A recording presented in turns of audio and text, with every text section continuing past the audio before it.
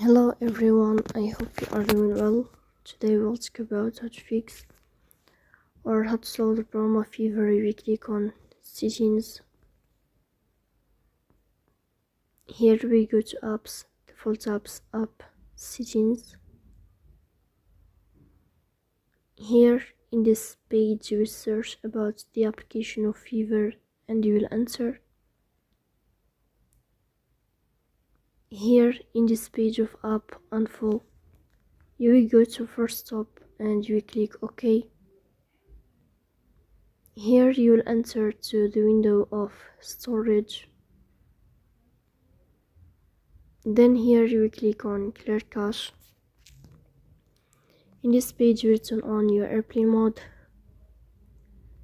and you will turn off your airplane mode again to fix that problem. So please don't forget to support us.